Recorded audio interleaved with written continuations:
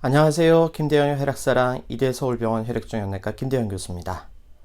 오늘은 급성 림프모구 백혈병 중에서 필라델피아 음성 급성 림프모구 백혈병의 병기 위험군에 대해서 소개해 드리도록 하겠습니다. 일단 말들이 너무 어렵습니다. 급성 림프모구 백혈병도 어려운데 거기에 무슨 필라델피아라는 얘기가 나오고 병기 위험군, 다 말이 어렵죠. 제가 조금 쉽게 얘기를 드릴게요. 급성 백혈병 중에서 림프모구와 골수성이 있다는 것은 제가 앞서 설명을 드렸습니다. 그리고 필라델피아 염색체가 있느냐 없느냐에 따라서 음성과 양성으로 나눈다, 이렇게 앞서 설명을 드렸습니다.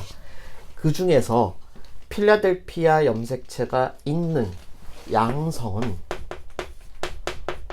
과거에는 음성에 비해서 경과가 굉장히 나빴습니다. 그래서 처음에 급성 림프모구 백혈병을 나눌 때 이 필라델피아 음성이냐 양성이냐를 가지고 두 개로 나누고요.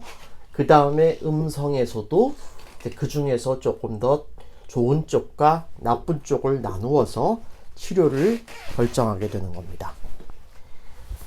뒤에 다시 제가 얘기를 드리겠습니다만, 필라델피아 양성의 경우는 과거에 굉장히 치료 경과가 나빴는데 최근에는 좋은 약들이 많이 개발되면서 치료 결과가 많이 좋아졌어요. 그래도 치료하는 데 있어서 어떤 약을 쓸지를 정하는 중요한 분기점이 되기 때문에 처음 진단했을 때 이 필라델피아 염색체가 있느냐 없느냐를 확인하는 것은 여전히 중요합니다.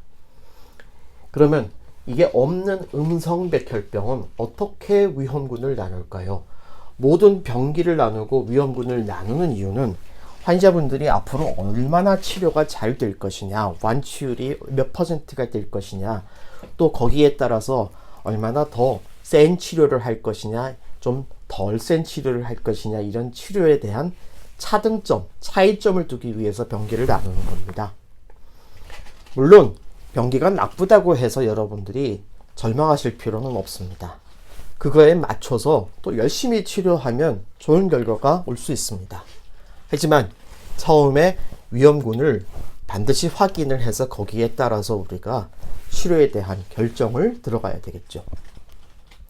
급성 골수성 백혈병의 병기 위험군을 결정을 할 때 이제 저위험군, 중간위험군, 고위험군 세 개로 나누었고, 그 세 개를 나누는 데 있어서 제일 중요한 것이 염색체 검사 결과와 유전자 검사 결과다, 이렇게 말씀을 드렸습니다.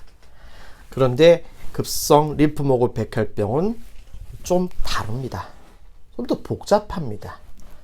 그래서 병기 위험군을 크게 표준이냐 고냐 이렇게 두 가지로 나누는데, 이거를 나눌 때 확인을 해야 되는 것들이, 첫째는 나이입니다. 나이가 젊은 사람에 비해서 나이가 더 드신 분들은 조금 더 위험도가 올라갑니다. 이 나이의 기준점은요, 굉장히 다양합니다. 병원마다, 그리고 이 급성 림프모구 백혈병을 연구하시는 의사 선생님들마다, 그리고 의사 선생님들의 집단마다 다 그 기준이 다릅니다. 굉장히 다르고, 어떤 분들은 55세를 기준으로 하기도 하고 어떤 분들은 40세를 기준으로 하기도 합니다. 이 정확한 연령은 사실은 장애 없고요.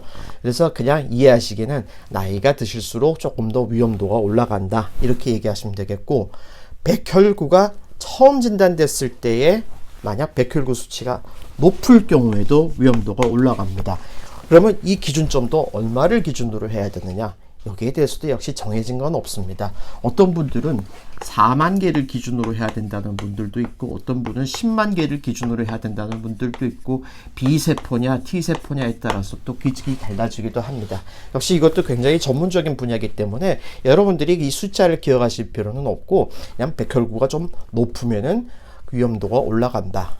그 다음에 LDH라는 수치가 있어요. LDH는 이 백혈병을 비롯한 혈액암에서 상당히 중요하게 보는 수치인데, 이 수치가 올라갈수록 역시 위험도가 올라갑니다.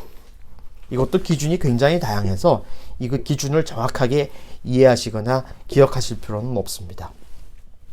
그리고 급성 림프모구 백혈병은 이 골수 이외에 특히 림프절이나 뇌나 뇌 척수에게 가서 백혈병 세포들이 침범하는 경우가 있다고 말씀드렸죠. 그래서 이런 골수 바깥에 있는 외 침범이 있을 경우는 역시 이런 위험군이 더 올라갑니다. 그리고는 마지막에 보는 것이 바로 염색체입니다. 필라델피아 염색체가 있는 것 자체가 굉장히 중요한 위험군이라고 얘기를 했습니다만, 필라델피아 염색체가 없는 경우에도 염색체가 얼마나 복잡하게 문제가 생겼느냐, 그거를 염색체 변이의 복잡성 그렇게 얘기를 하는데, 이런 복잡성하고 동시에 우리가 몇 가지 중요하게 보는 염색체 이상들이 있거든요. 이런 이상이 있는 경우에도 역시 위험군이 올라갑니다. 그래서 이러한 것들을 조합을 해서 아주 복잡한 시스템을 거쳐서 표준 위험군과 고위험군으로 나누게 되어 있습니다. 표준 위험군은 조금 더 치료가 잘 되고 재발률도 낮겠죠. 고위험군은 치료도 조금 어렵고 재발도 분명히 높습니다. 그래서 결국은 골수이식을 포함을 한 치료를 이 위험군에 따라서 결정을 해서 들어갑니다. 고위험군은 당연히 조혈모세포 이식을, 즉 골수 이식을 해야 되겠죠.